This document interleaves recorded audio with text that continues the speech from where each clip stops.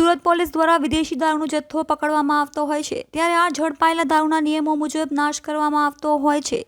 સુરત શહેરના ઝોન 4માં આવતા વિસ્તારમાંથી ઝડપાયેલા વિદેશી દારૂના 25 લાખનો જથ્થો નાશ કરવામાં આવ્યો હતો।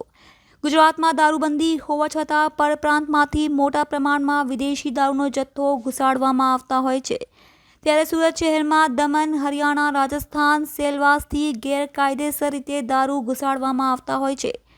સુરત શહેરના ઝોન 4ના અઠવા, ઉમરા, પાંડેસરા, વેસુ અને ખટોદરા પોલીસ સ્ટેશન વિસ્તારમાંથી 25નો વિદેશી દારૂ ઝડપાયેલો છે, જેનો આજ રોજ બુલડોઝર ફેરવી નાશ કરતા હતા। ગુજરાતમાં દારૂબંધી વચ્ચે પણ દારૂની હેરાફેરી અટકાવવાનું નામ નથી લેતું। પોલીસ દ્વારા દારૂના જથ્થાને ઝડપી લઈને છાસવારે કાર્યવાહી કરવામાં આવે છે, તેમ છતાં બુટલેગરો દ્વારા દારૂની ખેપ મારવામાં આવતી હોય છે। આજે 4 નવેમ્બરના રોજ સુરત સિટીના ઝોન 4 વિસ્તારના કુલ 6 થાનાઓ, જેમાં વેસુ, અઠવા, ઉમરા, અલથાણ, પાંડેસરા અને ખટોદરા આવે છે, તો આના કુલ 42 કેસોના 7254 બોટલ, જેની કુલ કિંમત 26,53,893 રૂપિયા છે।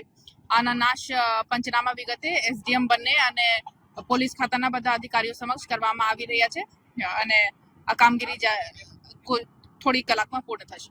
કેટલા પોલીસ સ્ટેશનનો માલ હતો અને કઈ રીતના પકડવામાં આવ્યો હતો?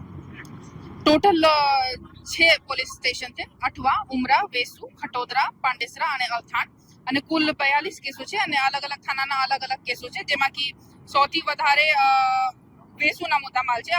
ઓનલી 2 કેસીસ છે, બટ આ મહેંગી દારૂ હતી, તો ટોટલ 9,12,930 રૂપિયાના મુદ્દામાલ છે અને બાકી થાનાઓમાં અલથાણના પણ 8,66,000ના મુદ્દામાલ છે અને અધર થાનાના થોડો ભાગ છે।